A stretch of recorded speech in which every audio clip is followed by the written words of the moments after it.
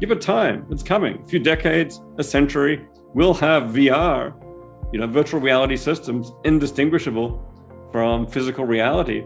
At that point, we'll actually be able to put people into simulations that are like Descartes' scenario, indistinguishable from physical reality. And at that point, we can start asking, how do we know this isn't happening to us already, right now?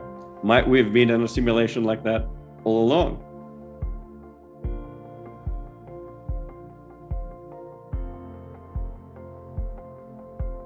David Chalmers, welcome to the show. Thanks. It's great to be talking with you. Man, I'm really excited about this. So for people that aren't familiar with your work, which is amazing, by the way, you are a philosopher, an author, and somebody who thinks a lot about virtual worlds. And your most recent book, Reality Plus Virtual Worlds and the Problems of Philosophy, is really an exciting read that I don't know if you timed it as you did on purpose, but the fact that it's coming out right in the middle of Facebook changing its name to Meta and what's going on in the world of NFTs and like everybody just pouring into this idea of the metaverse and where this is all going. So as somebody who's creating in that world, I was reading your book in that context, but I want to start before that. And I want to start with the hard problem of consciousness and specifically why that led you to dualism, if I may put that word on it, and it'll be interesting to see if that word still feels right to you. But if you don't mind, just walk people through why it's considered the hard problem of consciousness and how that ends up leading you to the Matrix and the metaverse, which people that have been following me for a while know I am obsessed with the Matrix. Mm-hmm. Me too.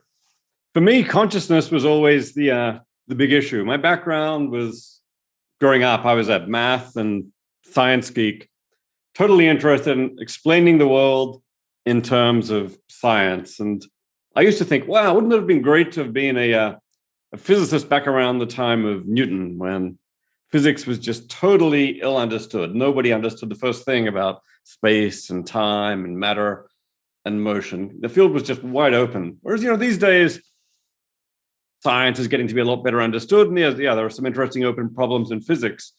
But I was thinking, what is it right now that's like, say, physics was 400 years ago, genuinely wide open? I thought the science of the mind, and especially the problem of consciousness, of subjective experience.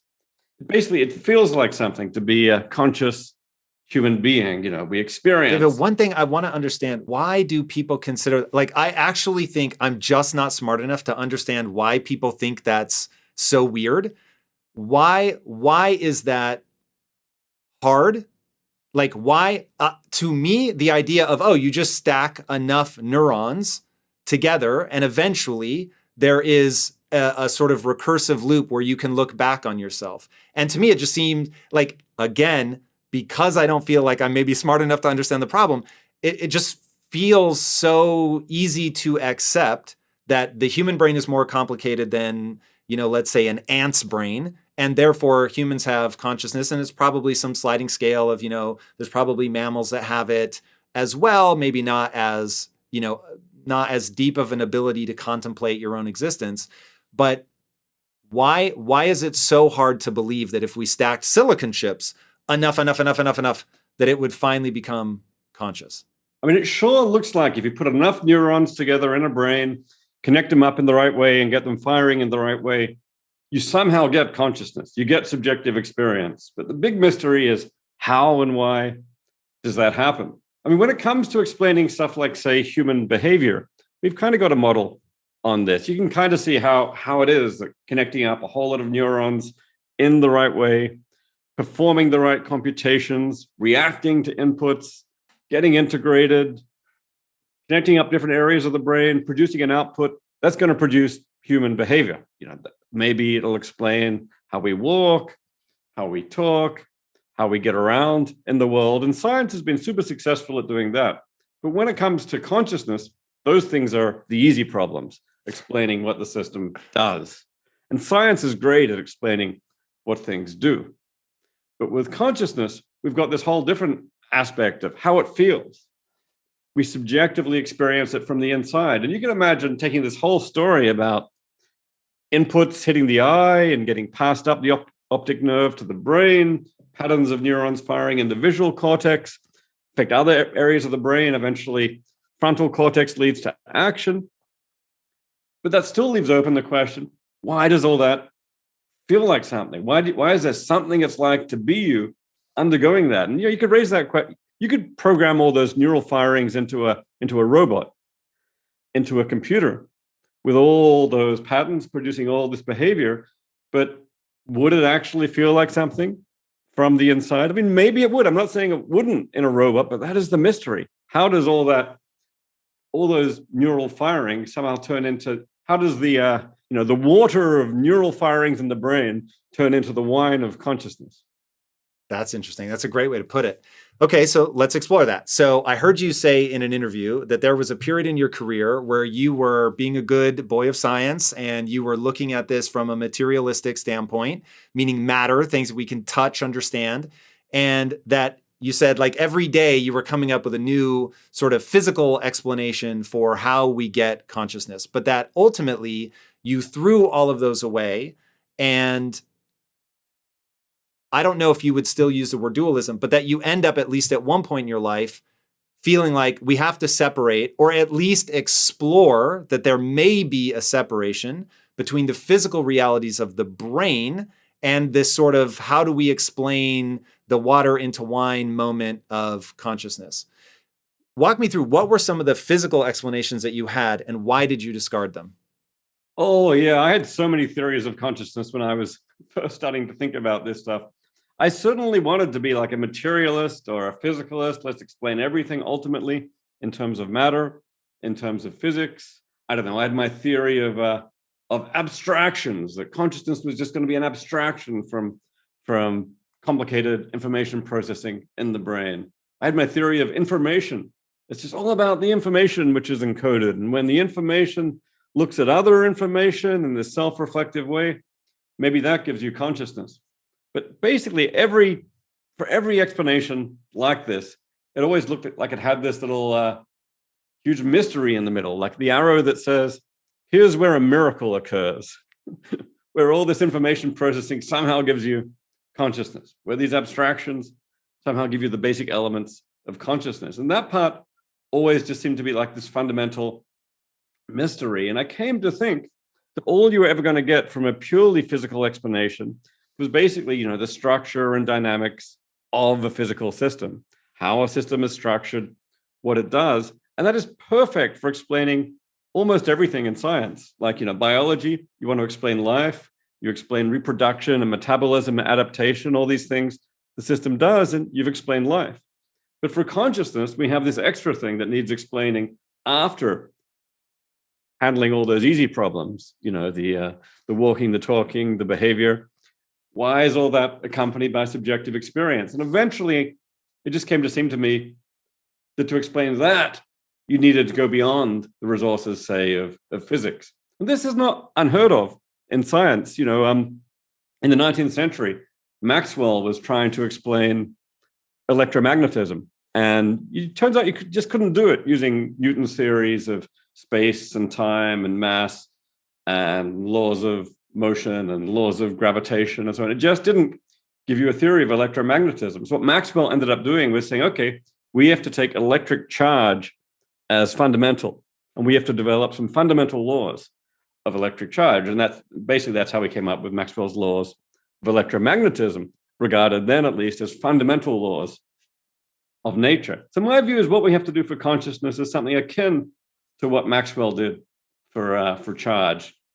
Treat consciousness as a fundamental property in nature and search for the fundamental laws that govern it. So that thing which I said was where a miracle occurs, going from, say, physical processing to consciousness, let's find a fundamental law that tells you how it is that consciousness arises from physical systems. And that's why it sounds a little bit like dualism, because I want to say that there's physics, at least as we understand it now, and there's consciousness. And consciousness is an additional fundamental. It's not a dualism of spooky souls, no life after death, at least comes in comes in directly on this way of thinking about things, but it does say consciousness is a fundamental property of these systems, which is not reducible to its physical properties. Philosophers sometimes call that property dualism, for a much weaker, I sometimes call it naturalistic dualism, a kind of a scientific dualism where we can have a science of consciousness. We have to admit consciousness as fundamental. This episode is sponsored by Future. Go to tryfuture.co/impact to get your first month for only $19. You can also click the link at the top of the episode description. Now enjoy the episode. All right, that's really intriguing to me. I don't know that it answers all of my naive questions, so let me go through some of them here. So, okay, if we take in consciousness as a fundamental law of nature, what then are I think there's relatively few of them. What would the fundamental laws of nature be then? So we have electromagnetism, gravity, consciousness. What's the grab bag here? Yeah, it's a good question. So one way that, consciousness could be added to all this is via some separate laws, I've sometimes called them psychophysical laws for, psycho for mind, physical for physical, basically physical to mental laws. And maybe the best example of this right now is a framework that's been developed by the neuroscientist Giulio Tononi, where he basically connects consciousness to a measure of what he calls integrated information in the brain. And he says he's got a certain mathematical definition of integrated information in any physical system, and says basically when you have low integrated information, low consciousness, high integrated information, high consciousness. He actually gives us a label, phi. So consciousness is high phi. Now, the old version of me might have said, okay, well, why does all this high phi give you consciousness? That looks like saying that's just where a miracle occurs. But in this framework, we say, okay, that's a fundamental law. It's just a fundamental psychophysical law that where you have high integrated information, you get consciousness of a certain type. But on one way of understanding this, that law just gets added to the laws of physics as like an extra law. So you've got your grand unified theories in physics, or the four fundamental forces, or whatever it is. So and walk me through the four fundamental forces. So that, because what I want to wrap my head around is I heard you once list them out, and it was really interesting to think of consciousness as part of that bag. And I think if we just list those out now with consciousness added, that gives us something to build on as we explore your ideas. Yeah, well, standardly, we have gravity, the fundamental force of gravity. We have the fundamental force of electromagnetism. We have the strong and weak nuclear forces. And then we have basically quantum mechanics that provides a grand framework for all of these things to take place. Physicists very much hope there's going to be a grand unified theory that might unify all the forces and somehow unify quantum mechanics and gravity, but that's the really hard part. They call those theories of quantum gravity. So they want a single unified theory underneath all those things, but they don't have that right now. They've unified some of the forces, but no one's been able to unify everything. But roughly, you could think of it, forget the nuclear forces for now. You think, okay, there's gravitation for the very large, there's quantum mechanics for the very small, there's electromagnetism for holding things together, and then there's consciousness for explaining how it is that these systems give you conscious experience. And the way I've told it there, it does kind of have the defect that consciousness sits outside those fundamental laws of physics. It's not unified with them. So a grander hope might be to actually find the grand unified theory that unifies consciousness with all of those things. And people have been thinking about that. Maybe quantum mechanical theories of consciousness, maybe some element of consciousness right down at the very basis of matter. So those laws of physics will themselves govern consciousness directly. But right now, that's just super speculative. That's somewhere we could hope to go maybe in 100 years. The interesting thing for me, though, is understanding it in that way felt like a gateway to understanding how you're conceptualizing this. So the first time I had somebody on the show to talk about panpsychism, incredibly bright woman. I mean, really, really thoughtful. And I couldn't help though, like my mind just could not wrap around the idea that a rock has some, I'll give it a spectrum, but like that it falls on the spectrum of conscious because it's so different to how I perceive myself. And so walk me through, how do you make that leap of intuition into accepting that like the particles that make up the globe behind you, or the paper in those books that I see, or a rock, like how do you make the intuitive leap to saying that there is some sense of experience to being those things? Yeah, I'm not going to say it's obviously true that there's some bit of consciousness in everything. And for me, it's just one among a number of different speculative options. But it does have the attraction of somehow potentially unifying consciousness with physics. If there turns out to be some consciousness at the very basis of matter, then consciousness could be unified. The alternative is this more dualistic picture where there's physics and there's consciousness, and those are separate. So if you don't want electrons to be conscious and so on, you want to think consciousness just kicks in with complex organisms, then you might want to go in that more dualistic way. But the panpsychist picture, consciousness is everywhere, does have many attractions, and many cultures have actually found it quite intuitive. If you look at various Eastern cultures and indigenous cultures, it's very common to think there's some element of consciousness in everything. Now, it won't be consciousness like us. It's not like a particle is thinking, oh God, I'm so bored whirring around that atom. Just get me out of here. They're not thinking. They're probably not having emotions. Nothing like that. But maybe just some tiny little precursor of consciousness that somehow, when put together in these giant information processing systems, can add up to consciousness like ours. People also talk about proto-consciousness. Maybe it's not full-scale consciousness you find in these primitive systems, but just some primitive precursor to consciousness that we can't even imagine. So as you think through that problem and you're discarding one after another sort of physical explanation of how this comes to be, you push what I will say, you're sort of pushing the axiomatic miracle down lower and just saying, it's part of physics. But as you do that, because I don't think we're going to solve the hard problem of consciousness here today, but it leads you to some incredibly fascinating places. So as you push that down and at least run the thought experiment of what if this were one of the fundamental forces, how does that end up leading you to a hypothesis? Well, I know that you're saying that you don't necessarily think that we're living in a simulation, just that we can't rule it out. So how does that idea lead you to this realization that we can't rule it out? And then would love to hear more about how much, like I have a t-shirt that says The Matrix was a documentary. And it's like, I say it tongue in cheek, I don't really believe it, but there is so much truth to the human experience feeling like the Matrix is the perfect metaphor for what it's like to actually be a human. So I'm curious, as you push it down, how does that bring about this sense of we have to think through the simulation theory?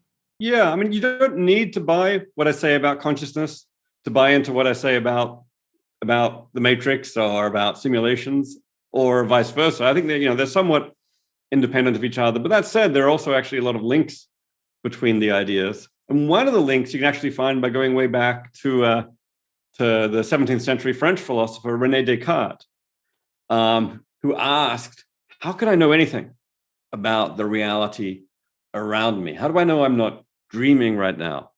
How do I know that I'm not being fooled by an evil demon into thinking there's a reality out there when none of it is real? And Descartes said, I know some things about myself. I know that I'm here. I know that I'm thinking. I know that I'm conscious. And he said, I think, therefore I am. I know that I exist. And what Descartes basically said is I can be sure of my consciousness at the very least. That's the one thing in the world that's a data point, that's a datum. But it's much harder to be sure about the external world around me. And he raised that problem by saying, how do I know I'm not dreaming, not being fooled by an evil demon? The way we raise that question today is to ask, how do I know I'm not in a simulation?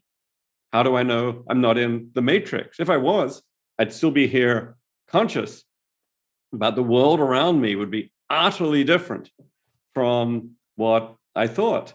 And I think actually what this has done is taken Descartes' old questions about maybe I'm dreaming, maybe it's an evil demon, actually turned it into a live, concrete possibility, because this technology is actually now coming. We can already build, we can already build computer simulations of all sorts, even simple cosmic simulations. We can't yet build simulations indistinguishable from physical reality, but give it time. It's coming. A few decades, a century, we'll have VR, virtual reality systems indistinguishable from physical reality. At that point, we'll actually be able to put people into simulations that are like Descartes' scenario, indistinguishable from physical reality. And at that point, we can start asking, how do we know this isn't happening to us already, right now? Might we have been in a simulation like that all along? All right, so let's start getting into it. It's a really interesting question. And as you begin to peel back the layers, you do this very well in your book, you talk about the different types of potential simulations. So we have a perfect simulation and an imperfect simulation. Walk us through those differences. I think that will help people begin to answer that question for themselves. Yeah, there are so many different ways you can be in. You could be in a simulation. In the Matrix, for example, Neo has a brain and a body that are biological, but they're connected up to this computer simulation. He's not himself part of the simulation, but he's connected to it. That's what I call a biosim, a biological creature connected to a simulation. By contrast, in the movies, the agents, like Agent Smith or the Oracle, they're not biological creatures. They are actually machines themselves. They are creatures of the simulation, who's actually, basically simulated processes themselves. That's what I call pure sims. So we've got like a impure simulation where brains connected to a simulation. That's one possibility. But another one is we could be pure simulations. We could ourselves be simulated creatures connected to the simulation. I think both of those are open possibilities.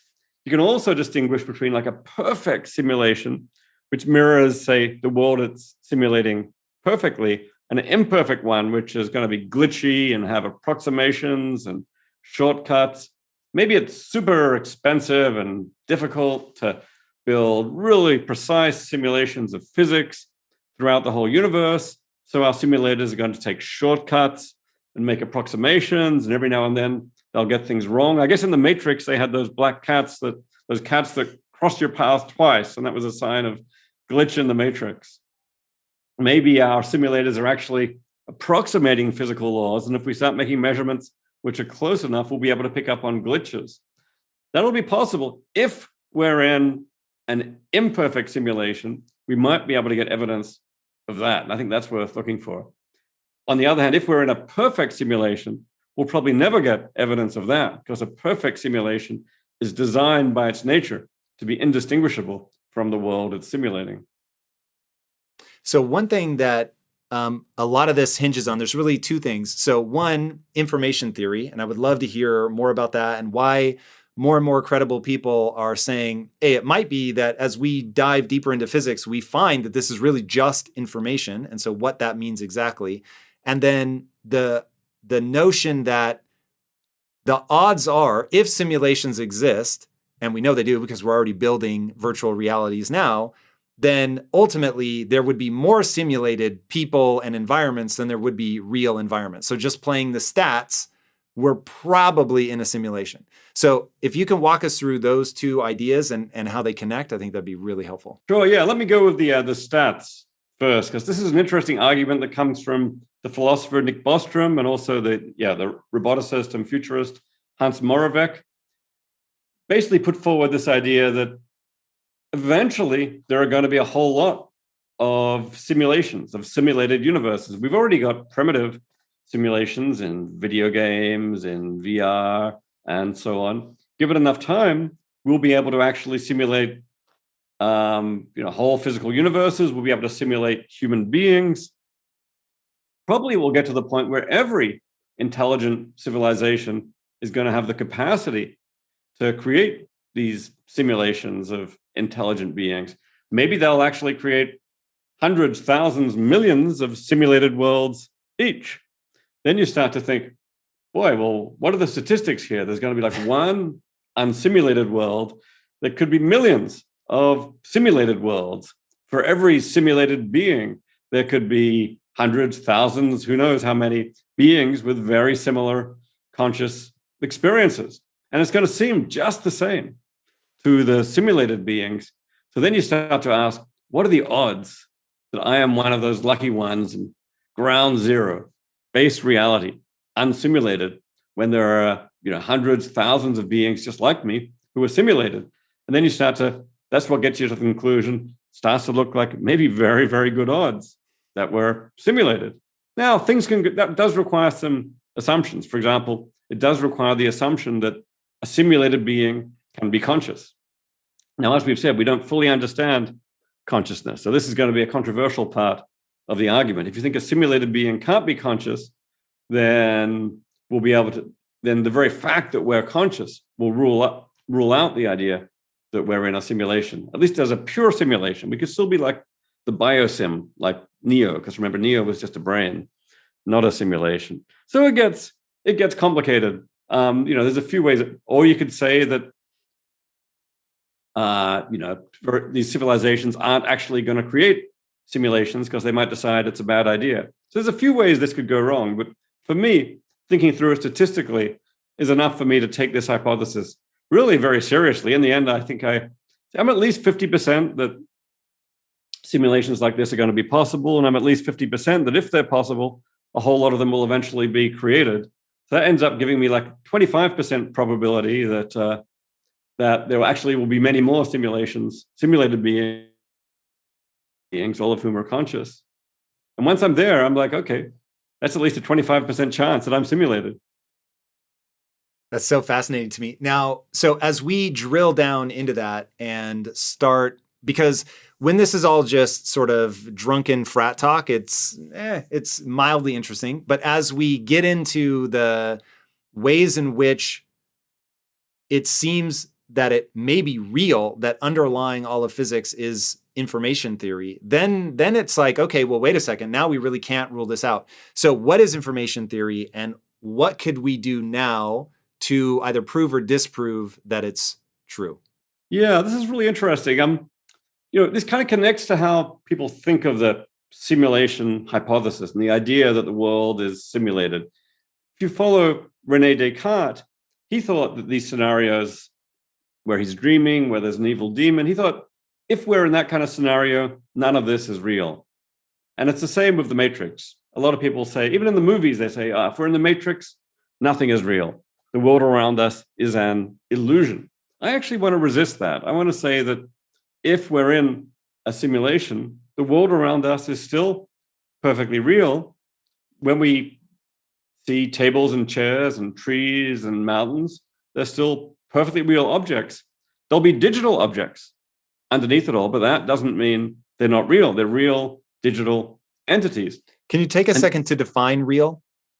Yeah, real is one of those ambiguous words, but I've got a few different criteria for being real. One is that to be real, you have to have causal powers. You make a difference in the world. If something can affect things, then it's real. Second, it's got to be outside of our minds. If something is just a dream generated by our minds, then we don't usually count it as real in as strong a sense. So it's got to be independent of our minds. And third, maybe the most important, to be real, we care that something is not an illusion. That is, that things are roughly the way that they seem. And what I want to argue is, if we're in a simulation, then there are still going to be digital entities in the simulation. Say I see a tree, and I'm actually in the Matrix. I want to say, well, there is actually a digital tree out there somewhere in the computer, which is making a difference to me, making a difference to other things in the Matrix. So it has causal powers. It's independent of me. I could leave the Matrix. The tree will still be there. And I want to argue it's not an illusion. There really is a tree there. It's made of bits. It's a digital tree.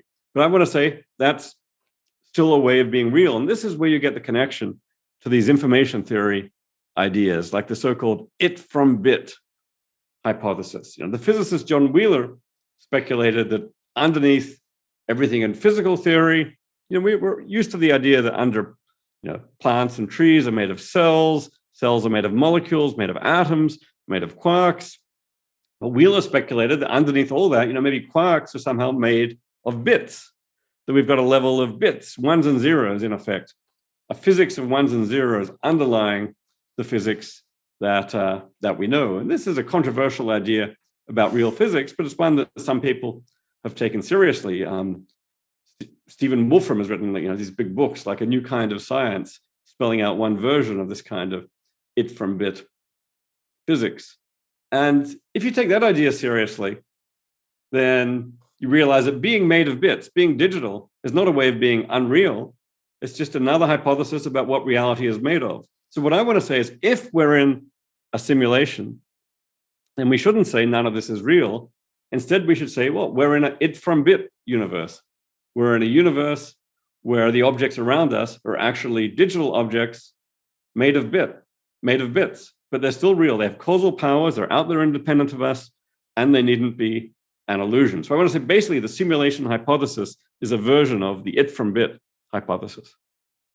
Do you ever drive yourself crazy with the idea that you're really just pushing the miracle lower or deeper, or however you want to think about it? Because here's an idea that drives me crazy. So as you're explaining that, I'm like, oh my God, yeah, like this makes so much sense. Like there's bits. And then I'm like, but wait, where did the bits come from? And then it's like, okay, there was a creator, and you've said many times, and God said, let there be bits. But then I'm like, where's God? Like, where does this come from? And there's always some moment where I have to say, yeah, I just don't know. Like there's some axiomatic sort of ground floor base assumption, and we build up from that. And so I'm curious, what is your like base assumption? Is it simulations all the way down? Is it like, if we get to the ground zero that you're talking about before, the one sort of real world, where'd that come from? It's a great question. And yeah, I don't have a definitive answer to this. There's like all kinds of different hypotheses about what the ground floor is. One idea is that, bits are the basic level of reality. That's the pure it from bit hypothesis. But even in that moment, you get to like they've always existed. Like, does that not just like fry your brain? You got to take something as fundamental. This already kind of fries your brain. One of the basic questions in philosophy: why is there something rather than nothing? Why is there anything in the universe? And it just looks like some things you have to take as fundamental properties and fundamental laws, and that's not wholly satisfying. It kind of looks like it's the best we can do. So at least for now, we can speculate about what that fundamental level is. Maybe it's bits, but yeah, if the bits are running on a simulation, then there's probably something underneath the bits. Just as in our computers, bits are made up out of, voltages in a transistor or something. If we're in a simulation, probably these bits are running on some computer in the next universe up that may have, transistors of its own or some completely different physics. I call that the it from bit from it hypothesis, because the bits are made of something else. And of course, in that universe, maybe it's a simulation too. Maybe the its are made of bits. There, so we get it from bit, from it, from bit, from it. Maybe we're 3 universes down, or 5 universes down, or 42 universes down. But yeah, that does just push all the questions back to, presumably there's a base reality. I mean, could it be simulations all the way up? I don't know if that makes sense. Maybe, but I mean, most likely, certainly as a thought experiment, it makes sense. But you run into the same problem, which is, like you said, at some point you have to accept something as foundational, and it's really just a question of where do you accept that. And information theory is interesting to me for one reason that I've heard you talk about, and I'd love to get your sense of. If this really is information theory, it feels like then I can keep going until I find like that the data structure. And maybe this is just not a wise way to think about it, but for me, and so as a storyteller, I'm obsessed with this idea. In fact, this character right here is a character that I created that lives in a virtual world. But he is both he can basically pop in and out of the matrix, if you will. And what becomes interesting to me is when we get to the point where we have these simulations that are just indistinguishable from reality, and let's say that we're living in one now, that you can get to the point where you get to the base code, and if you can alter the base code, then you can essentially alter physics. And, I mean, maybe this is just a superhero fantasy on my part, but that to me is really interesting. And so when I look at our world and I think of all the things that we've already been able to do and manipulate and change because we've gotten to some layer of the code, right? So like when I think about satellites and how most people don't realize GPS wouldn't work without Einstein's theory of relativity. And just by understanding that, we've been able to create these things that give us like pinpoint accuracy to where we are, and they can lead us to our destination. I mean, it's already like physics has already transformed our worlds in ways that most of us take completely for granted. So anyway, I get super interested in this idea of, hey, if we keep digging, like we can ultimately get to, whether it's dark matter or whatever, we get to that thing that we don't yet understand, that if we can start either leveraging its predictions like we did with relativity, or actually manipulating that structure, that we can escape the matrix, or we can manipulate the matrix, even if we can't get out of it because we are of the matrix. That to me is incredibly interesting. Have you thought through that? Do you have any ideas around that?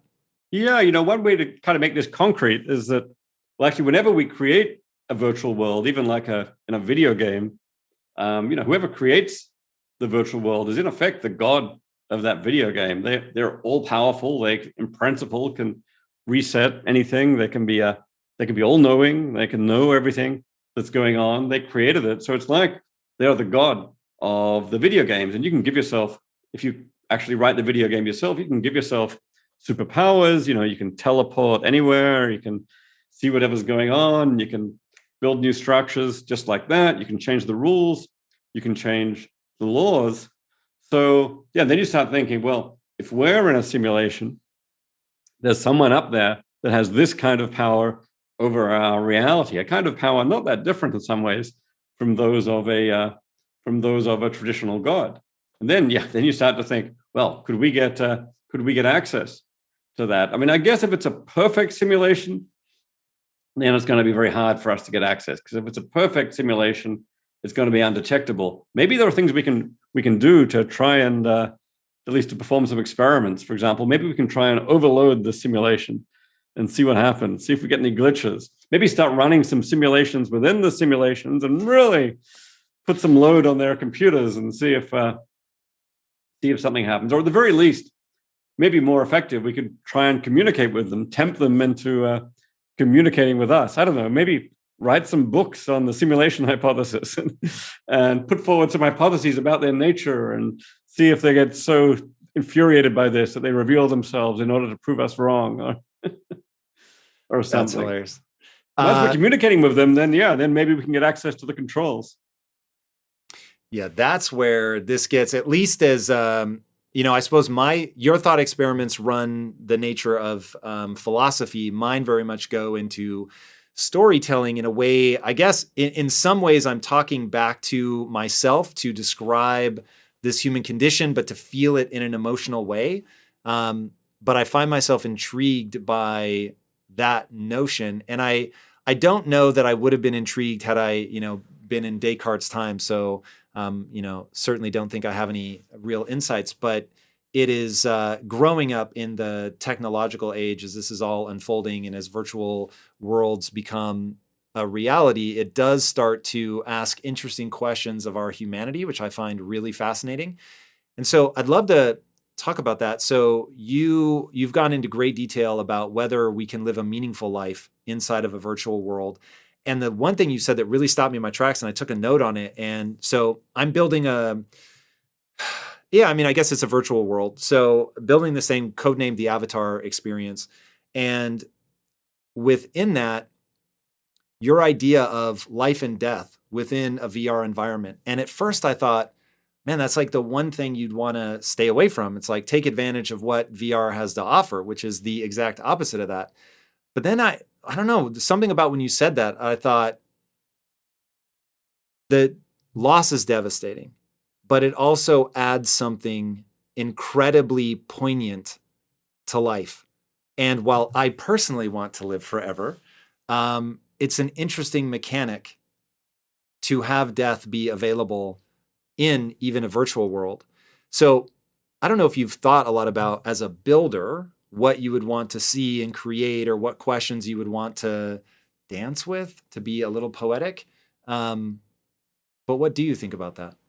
Yeah, birth and death are obviously incredibly important parts of human life, maybe the most important parts in some way. And maybe they play some role in giving our lives the kinds of meaning that they have, in that film, Children of Men, when there's no longer any birth. And it does kind of, you get the sense that people's lives, they're not meaningless, but they've been robbed at least of one element of their meaning. So when I think about, what's missing and what's potentially missing in virtual worlds, I mean, at least in any virtual world we'll have in the near term future, birth and death happens in the physical world. Whenever someone's born, they're born in the physical world. When they die in the physical world. Maybe they can enter and exit virtual worlds in association with this, but it's not really where the birth and death occurs. Maybe in the long run, once they're actually simulated beings, simulated humans, maybe there'll be beings which are actually born inside the matrix. Maybe you simulate pregnancy, simulate the development of the fetus, eventually have a simulated birth, and you'll have creatures which are born in the matrix, and likewise creatures that die in a virtual world too. Remember the machines we talked about, they never had to be biological; they were purely simulated. So maybe eventually that kind of birth and death could be possible, but at least until then, it looks like certain things are tied so deeply to our biology that it's hard to get their analog inside a virtual world until you move to the long-term future where all of physics and all of biology exists within a simulation. This makes me think, so going back to the first thing we were talking about with consciousness being a fundamental law, does it not seem like consciousness would be an outcropping of evolution? Because when I think about what my consciousness actually does for me, so I think a lot about directives that nature has implanted in our brains. I think a lot about how if you damage the emotional centers of the brains, people find it impossible to make a decision. And so there is a sense of like consciousness is fundamental, at least in my interpretation, to future planning, to desire, to thinking about what I want and making sure that I want it, and to making sure that like, oh man, it hurts if I don't get it. And all of that requires like this sense of self-awareness. Now, I have a feeling you're going to take us into zombie land here, which is probably the right thing to discuss. But it seems like self-awareness, and I will intentionally use a slightly different word than consciousness, but that self-awareness becomes a pretty important part of the journey of accomplishment. Yeah, self-consciousness is super important. I like to distinguish ordinary consciousness from self-consciousness. Ordinary consciousness involves being just aware of things in the world around us. Maybe in perceptual consciousness, I see things, I hear things, and there's something it's like for me to see things and hear things. I've got the subjective experience of seeing and hearing or feeling pain. That I don't think needs to involve consciousness of myself. That can just involve consciousness of the things around me. But there is a special kind of consciousness we have, which is consciousness of ourselves. I mean, I don't know whether, maybe fish, for example, I don't know, maybe a fish has some consciousness of the water around it or the fish. Maybe it's conscious of itself, maybe it's not. But humans, we are paradigmatically the self-conscious species. We're conscious of ourselves. We can reflect on our own existence. We can think about our own consciousness. And that is really special, I think. I mean, it's one aspect of consciousness, but a particularly complex and crucial aspect of consciousness. And it does look like our self-consciousness is tied to many things that we do. But it is an interesting question. For anything that you think consciousness does, you mentioned zombies. So for almost anything, for pretty well anything that you want consciousness to do, we always say, couldn't you do that in principle without consciousness? So if it's just seeing and getting visual information, couldn't a robot do that without consciousness? Or maybe something which I use self-consciousness to do, to make plans, make decisions, reflect on my life. Couldn't, in principle, there be, say, a robotic version of me that went through all this with no subjective experience? So this gets us to, the philosopher's zombie, which is basically a creature which at least acts a great deal like a human being and behaves very similarly, maybe is made up of similar processes, but that lacks consciousness entirely. So there's nothing it's like to be a zombie. On the inside, everything is dark, no consciousness. And most people don't think that zombies actually exist. I don't think there are any zombies out there, but it's a great way of posing the philosophical problems of consciousness. I mean, you can pose the hard problem of consciousness by saying, why aren't we zombies? Why couldn't we have been creatures that did all this stuff without consciousness? We're not. We're conscious. But why? And it's also a way of raising this question of what does consciousness actually do for us? Why, in principle, couldn't a zombie have had all this kind of these reflective processes that led to guiding its action in all these ways without any subjective experience at all? Have you set a goal to work out more but don't know which exercises to start with? Future is here to help. Future is a new fitness app that connects you with an online personal trainer who will send you workouts each week, monitor your performance, and message you to keep you motivated. If you don't already have one, Future will send you an Apple Watch to borrow for the duration of your membership, which is amazing, and your trainer will use that to monitor your progress, tracking your heart rate and activity data while you work out. Your phone, your watch, and your trainer all work seamlessly together. So if you want a workout plan that's built for you, not the masses, that will keep you focused and motivated, then go to tryfuture.co/impact to try your first month for just $19. That's cheaper than most gym memberships.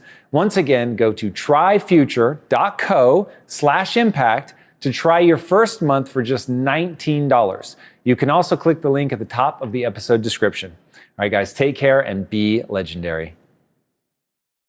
I think there might be some elements of the actual natural world that give us clues maybe worth exploring here. So there's a parasite called toxo something. I'm forgetting the exact name, but basically cats get this parasite that can be passed on to humans, but it can also be passed on to mice. So the toxo parasite prefers to, it can do asexual replication or it can do sexual replication. And it prefers to do sexual replication, but it can only do that in the digestive tract of a cat. So what it does is it goes and infects mice or rats and makes them drawn to the scent of cat urine and completely unafraid of cats. So if you were to take a newborn rat pup and expose it to the scent of cat urine, it gets terrified. So it's instinctual. So you can inject them or infect them with this parasite, and it will suddenly be drawn to the scent of cat urine. And then the cat eats the rat or the mouse. It then is able to replicate sexually within its intestines. Now, there's also, so to me, that's like a zombie-like behavior, right? You have taken control of a very specific part of the rat brain to get it to do and change its own behavior. Then there's a fungus, if I remember right, that like will bore into the head of like a wasp. Or I can't remember how it happens. But anyway, either the wasp does it to an ant or something, and you get these totally zombified creatures that like just, begin to locomote, and I forget the exact behavior that they manifest, but they are totally gone, right? Like all the instinctual drives they have are taken over by this fungus or whatever. And what that tells me is that there are regions in the brain, and just like you can knock somebody, you can remove their consciousness with, I won't even say sleep because, dreams, and you still have a sense of passage of time. But if you put somebody under general anesthetic, they're gone. Like there is no sense of them. You can damage someone's brain and the sense of them goes away. So What do you take away from those things? The fact that I can go into the brain, do things, and completely change your experience. Yeah, well, the brain is vulnerable to all kinds of manipulation. I mean, what you're describing is not so different in some ways from, let's say, the Facebook algorithm. It gets in there and gets control of some bits of our brain, and it knows what we're going to like and what we're going to react to. And yeah, we're just going to click on those things. And it's as if, they've got into our brain does some things very predictably if you get a hold of it in the right way. And that's what social media, for example, is trying to game all the time. Maybe if there are simulators out there, maybe they're performing these experiments on us all the time as well. But yeah, the brain is a deeply complex machine, and some things it does are conscious. Some of our activities are conscious, highly voluntary things, but there's a whole lot of what the brain does that isn't conscious at all. It just happens unconsciously, reflexively, whether it's just breathing or somehow where we choose to navigate. Decisions are often unconscious. So yeah, it's totally possible in principle to get control of those bits of the brain and manipulate them. Once we've got brain computer interfaces, it's going to be our brains are going to be potentially vulnerable to all kinds of manipulation there. So I think, this is kind of to be expected if consciousness is just the tip of the iceberg, and so much of what we do is unconscious. Our consciousness can be manipulated too. There are areas of the brain, people call them the neural correlates of consciousness, that go along with consciousness. If people found ways to directly manipulate those areas, what do drugs do? All kinds of drugs manipulate those areas of the brain, and they produce amazing transformations in conscious experience. So yeah, I think the more we understand the connection between brain and consciousness, the more capacities we're going to find for both manipulation and transformation of consciousness. So knowing all of that and having thought through all of that, does that adjust your model in any way about how you think about panpsychism or the fundamental nature of consciousness? And do you, I've said a couple times that it's a scale, but is that the right way to think about it? Yeah. I think, there's a huge, it's not even like a monodimensional scale. There's a huge space of states of consciousness, which are orderable in so many different ways, from the simple to the complex, from the less intense to the more intense, from a couple of sensory modalities to many sensory modalities. So yeah, I think it's a massive space of states of consciousness. And one of the big projects in this area is to map those states of consciousness onto states of the brain. This is like neural correlates of consciousness in the brain, and find those dimensions of processing in the brain that map onto dimensions of consciousness. And this is kind of the meat and potatoes of the science of consciousness right now, which has been super active now for the last 30 years or so, ever since I started getting into this field. The science of consciousness has gone ahead by leaps and bounds. And what it's been trying to do is it doesn't really try and solve the hard problem. Instead, what it tries to do is to find mappings, correlations between aspects of processing in the brain and aspects of consciousness. And yeah, it's still primitive and developing in some ways, but at least in some cases, we find things we can understand. So for example, we know there are certain areas of the brain that seem to go along with spatial processing, as other areas go along with action. People have used this to actually communicate with patients who they thought were in some kind of post-coma state where they couldn't communicate. Maybe you thought someone was in a vegetative state, but then you asked them, imagine playing tennis, and then they imagine an action. Imagine walking through your house. They imagine something spatial, and you'll see different areas of their brain light up. And people take that as pretty strong evidence that, hey, these people are conscious in different ways. And then they go use that for communication. Thrilling and heartbreaking. So the thought that have you seen or read the book, The Diving Bell and the Butterfly? Sure, yeah. Oh my God. Like the whole idea of being locked in, he could blink one eye, and that he was completely there mentally, for anybody that doesn't know it, completely there mentally. He has a stroke or something, completely there mentally, but cannot move any part of his body except for one of his eyes. And that idea, I had heard about that, the playing tennis, the move through your house thing.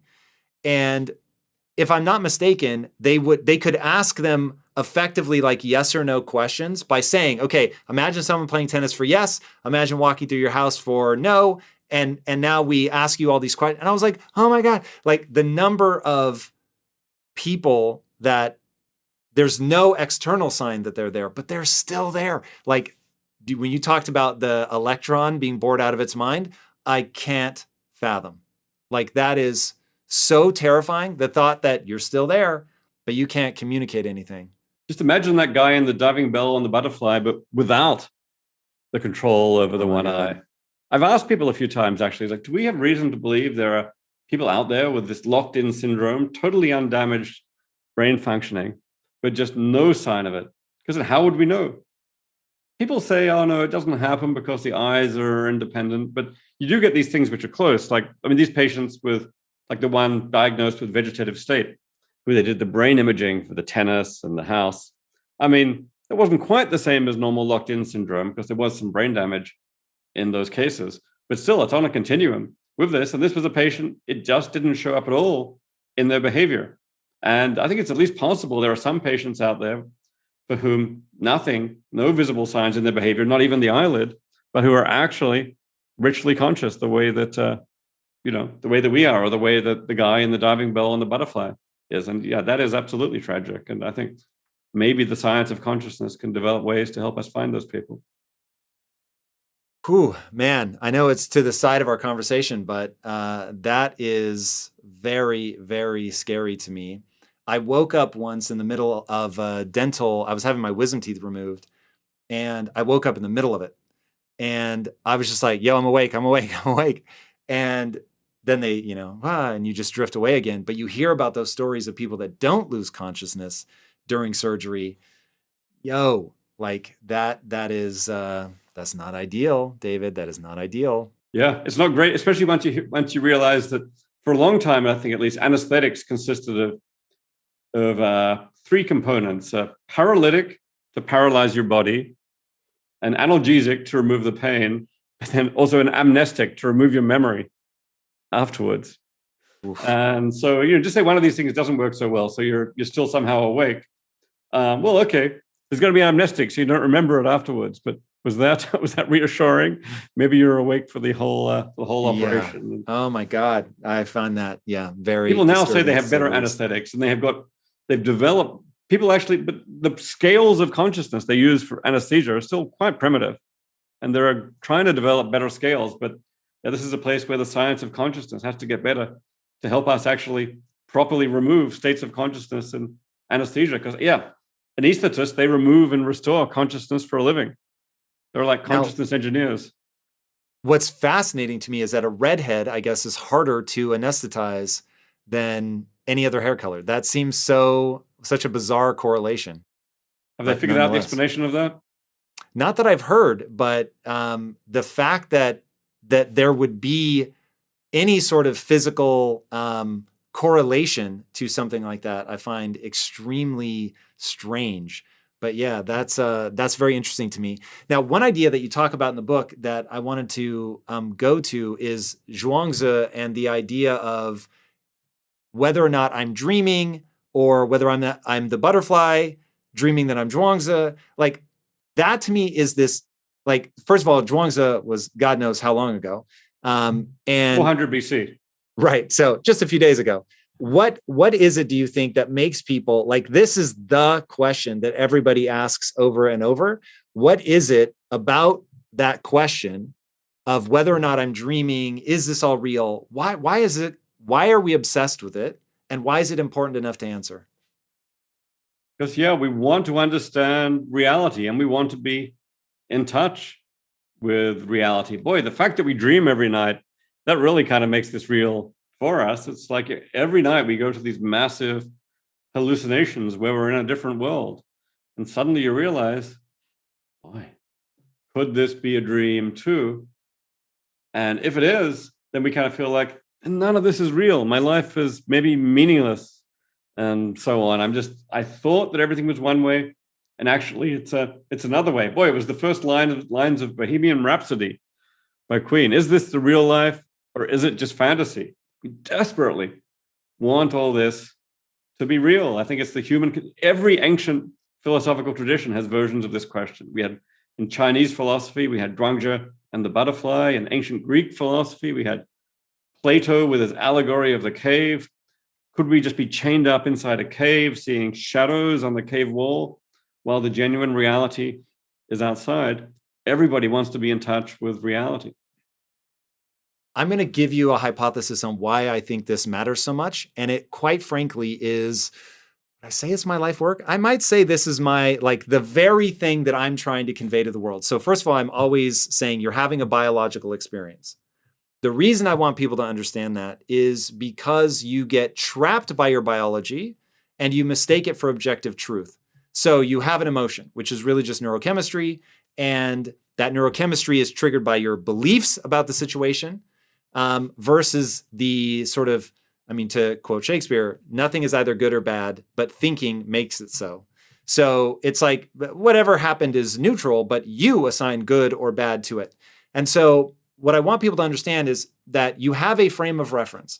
And that frame of reference is you live in a house full of funhouse mirrors. Now, if you've ever been in a room where it is nothing but mirrors, it is wildly disorienting. Like you cannot tell what's real. Like, am I about to, like, you can literally bash into something because you're looking deeply into the mirror and you think it's far away, but it actually isn't. And so you smack into it. And now if these mirrors have distortions in them, which make you see things not in the way that they actually are, it can be really disorienting. Now, as an analogy or a metaphor for the way that your brain works, I would say that's pretty accurate. Like over time, based on your hardwiring, based on the experiences that you have in life, whether you've suffered trauma, whatever, you begin to form this view of yourself and the world that is distorted for good or bad or neutral, but it's distorted. And because I know Zhuangzi was a Taoist and the whole Taoist philosophy is like unwinding that frame of reference. And being able to get outside of it and recognize, the Tao that can be named is not the eternal Tao. It's like the mere act of trying to enunciate something, it will fall through your fingers. And when you step outside of it a little bit and you realize, oh my God, I'm creating my own problems, the way I think about this is the issue versus the actual thing. I imagine at that point, that leads you to this like bigger and bigger, like, how far does this frame of reference go? Down to where you get into physics and, what I was saying earlier about if you really understand fundamental physics, you can alter things in ways that you otherwise would not be able to do. It becomes this really compelling idea of if I fully grasp how all of this works, if I fully understand how much of what I perceive as objective truth is actually a dream, then I can better navigate the world because I better understand how things actually work. Does that ring true to you as the thing that sort of drives this, like, I really need to know? That's interesting. Yeah, I mean, I think much of what we experience as external reality is, I think actually it's a complicated dance between, say, an external physical world and our own consciousness. And consciousness does so much to construct our experience of the external world. And some of it is imposed by top-down constraints. Consciousness has its own model of the world that it fits everything into. It colors things in, even though there are maybe no colors out there in external reality. It puts everything into this nice, neat Euclidean space, even though that might be not how it is in external reality. Basically, consciousness is what gives all of this.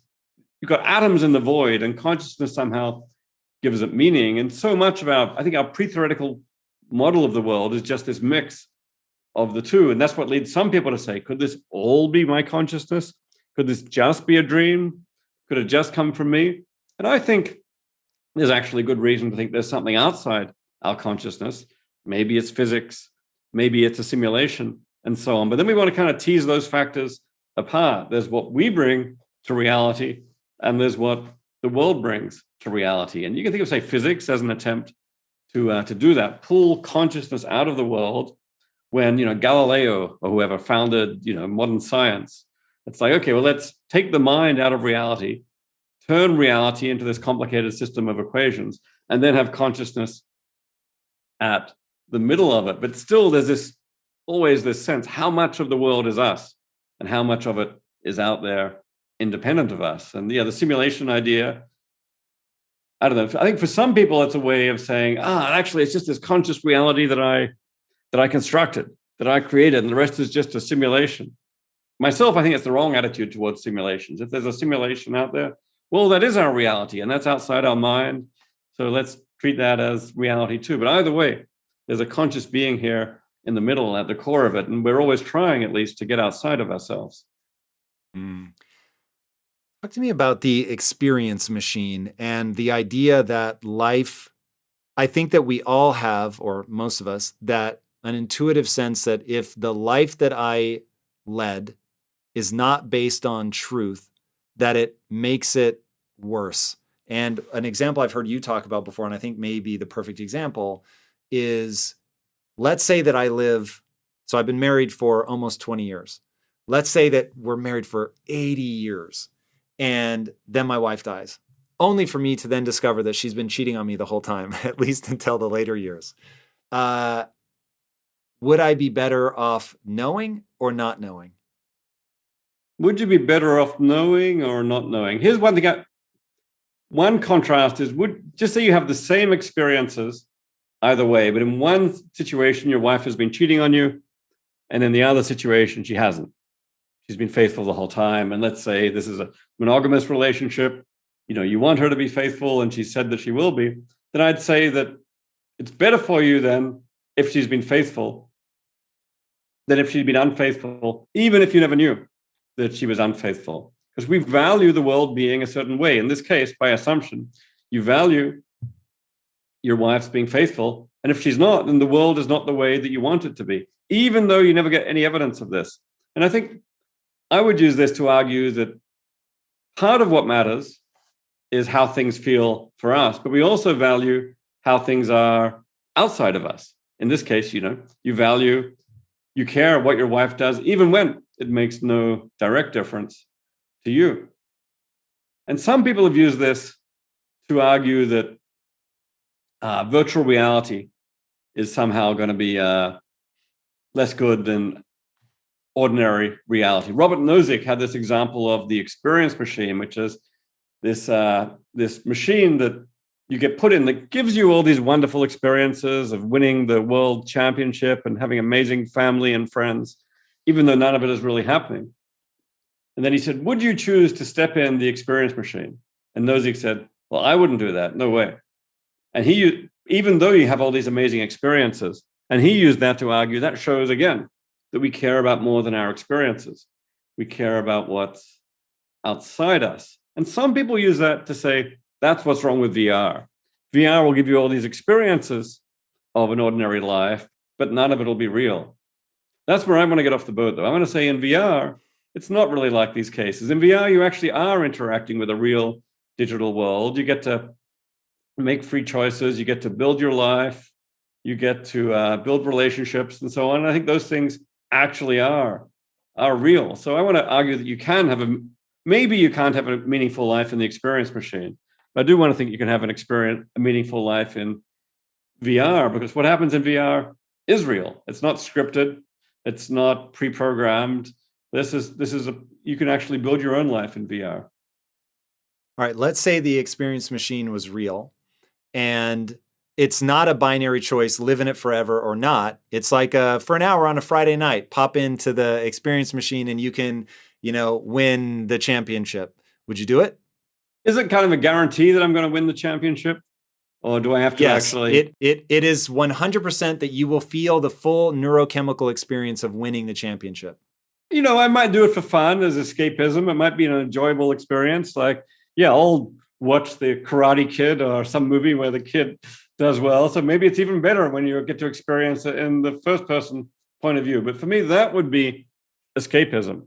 But contrast it with a different case where I get to go into VR with 100 other people, and we actually have a genuine competition, and one of us actually wins and the other ones lose, depending on how it actually goes. And maybe on one occasion, I actually win. Then I'd say that was real, and that was in principle just as meaningful as the corresponding thing happening in the physical world, because, there was no guaranteed outcome. I had to struggle. This wasn't just doesn't need to be escapism. And I think VR is more like that than it is like the experience machine. That's a really interesting distinction. And what I find really fascinating, so to me, the experience machine is exactly like doing drugs, where I could go in and I can feel the neurochemistry that I want to feel. This is amazing. Oh my God. And some people will for sure get addicted to it, and they will live in it to the detriment of everything else in their life. And it will be a total calamity as they wither away into nothingness, chasing that next dopamine high. But I would definitely do it, just not very often. I would be very careful about how much time I spent doing that. But to your point about going in and actually competing, that would be a lot of fun. And so, and I feel very confident in my answer because that's already how I structure my life. I rarely do drugs. And when I do, they are not extreme. And I definitely enjoy competing in games, video games specifically. Like that's a lot of fun. But those are two very different things to me. And they trigger a different sense of like craving. Because when I think about doing drugs, I'm like, like there's something about it that's like, one, there's a physical risk to it, which is a big part of why I don't do it. But even setting that aside, if there were no physical problems to it, it still feels like a cheat, if you will. And so, for instance, I have never once ever had a drink alone. To me, it's got to work double duty. It's got to be like also bonding with somebody that I care about. I'm the same. Yeah. Drinking is great socially. Exactly. So, but I could see where that would simultaneously be this amazing thing that I would be very glad exists. Like I always tell people, when it comes to drinking, I feel like I'm suppressing the urge to dance on a table. Like it is just a wonderful feeling, but I rarely do it. That would be the experience machine for me. But then going out and doing hard things to get better and to compete and to know that I might lose, that is far more interesting.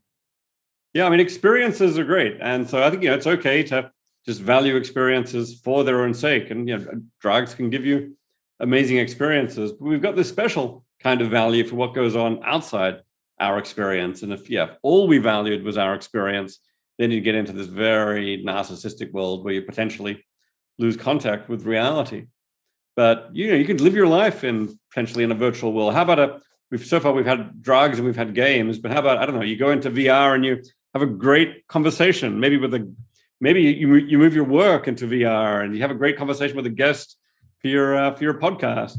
And then I think, this can be just as meaningful as having a conversation in the physical world is, or intermediate cases like this one where we're doing it over Zoom. I don't think it makes a big difference to the meaningfulness of the conversation if it happens in physical reality or in virtual reality. I mean, there are some differences, but an interaction between two people is just as real either way. And social interaction between two people, this is one of the primary ways that we get outside our own consciousness, because we really value making contact with another person's consciousness, as we're doing right now. That's a really good point. I like that. We do value that. And when I think about the most valuable thing in my life, which is unquestionably my wife, I said to her the other day, this is probably only a week ago, I was like, do you ever have like this just really weird moment of realizing that you and I are two totally separate people, but we have decided to live our lives like completely in sync? Like every night, because I've been with her for so long now. I'm 45. I've been with her for 22 years. So we're like coming up on that point where I've been with her for longer than I've been without her, which is surreal to think. And certainly when you factor that the amount of my life that I've sort of been consciously aware of, which is, maybe 7 or 8 or, 6, I guess is probably my earliest memory. We're really getting close. So it's in many ways, like we're completely connected. And yet there is this part of what makes her so important to me is, like you said, it's outside of me, and getting that like connection and feedback from someone else, which as you're having a biological experience. So understanding myself in sort of evolutionary context of nature had to make sure that I was drawn to a mate, that I was drawn to being a part of a group to make sure that I survive. It's no wonder, but it's still experientially, it's really pretty amazing. But then to put a little twist on that, GPT-3.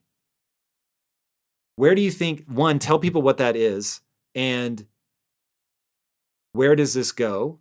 And does it break any of these mechanisms, or does it make it better? Boy, yeah. So GPT-3 is this amazing new artificial intelligence model that's basically trained on a whole lot of language from all over the internet.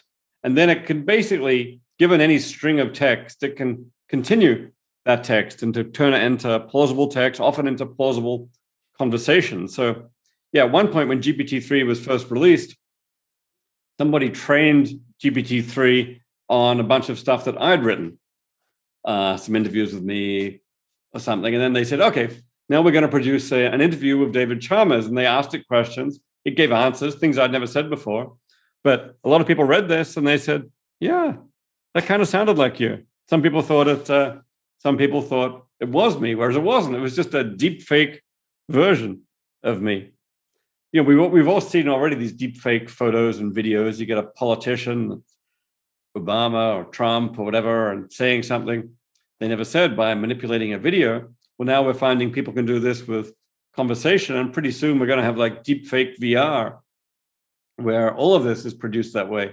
Yeah, I guess it raises the question: could it be that your wife, who you've spent all this time with, was actually a deep fake VR from the beginning, put into the simulators to manipulate you? Or you remember the Truman Show, where Truman, it turns out it was just an actress, and so on. All these years, I don't know if you found out your wife had just been a actress or a deep fake all these years, how'd you feel about it?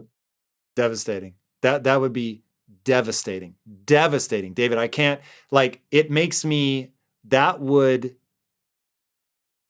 become a philosopher at that point, because I would need to understand why that would be so upsetting. But that would be upsetting. I know it intuitively how devastating that would be, but I don't fully understand. I wouldn't be able to articulate why.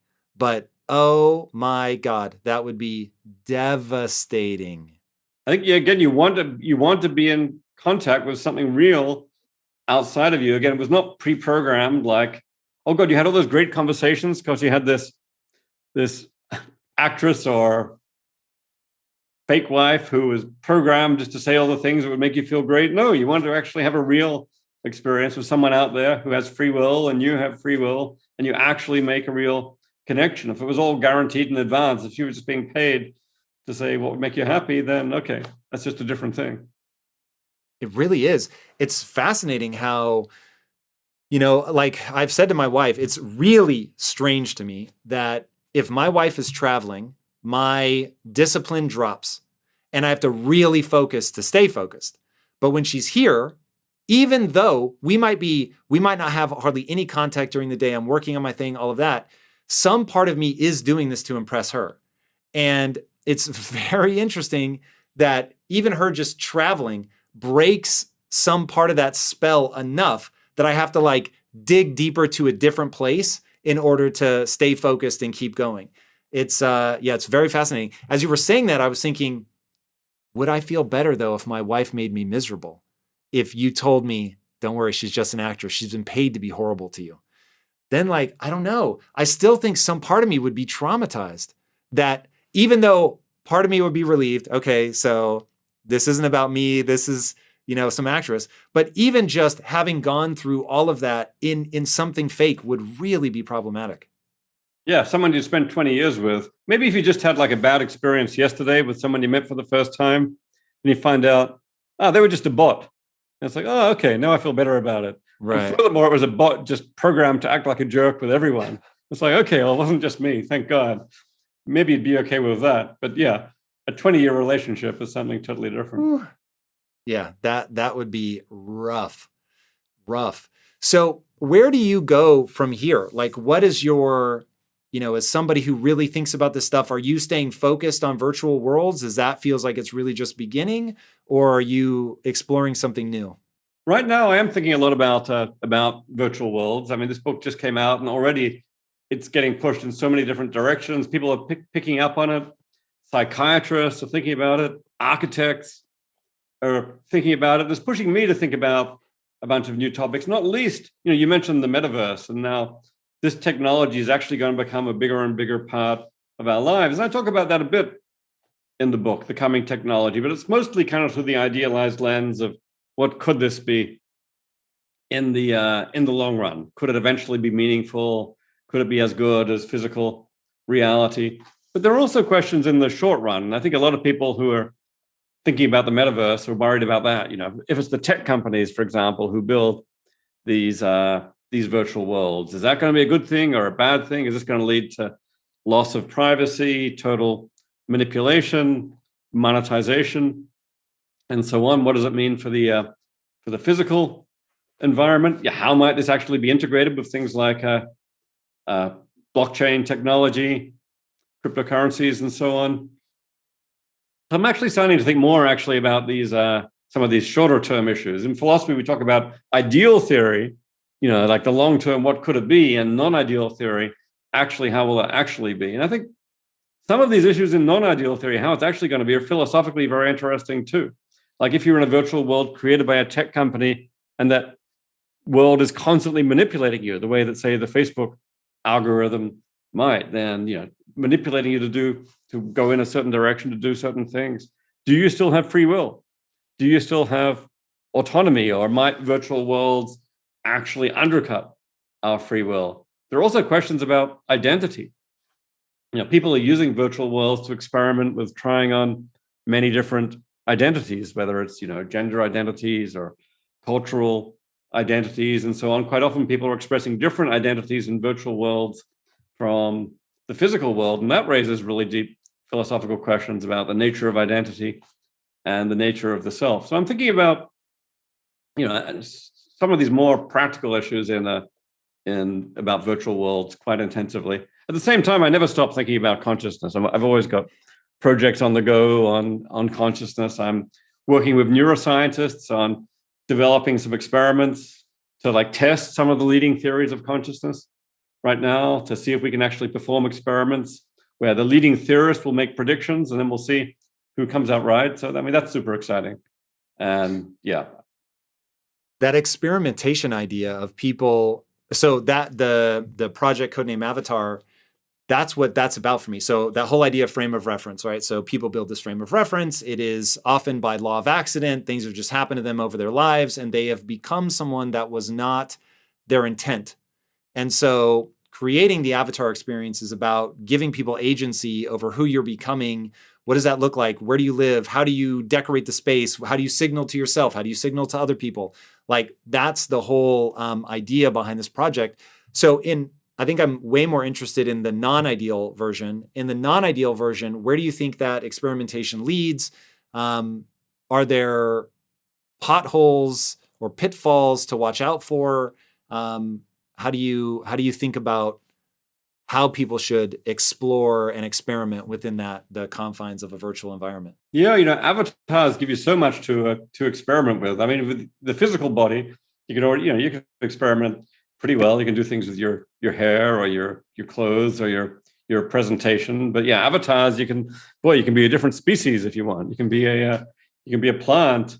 You can change everything. And for a while, maybe sometimes it can be a form of escapism, just trying things on. But I think for increasingly, this is going to be a part of it's going to be continuous with the physical world and with physical identity as I think people's avatars, when you just have an avatar in a video game, it's okay, it's temporary, it's not important to you, you can discard it. But people who actually hang out in virtual worlds long term, like even virtual world like Second Life, where people spend a whole lot of time, their avatars become really important to them, and they spend a lot of time and a lot of money on developing these avatars to express themselves. I think at a certain point, the avatar can begin to play many of the roles of the physical body.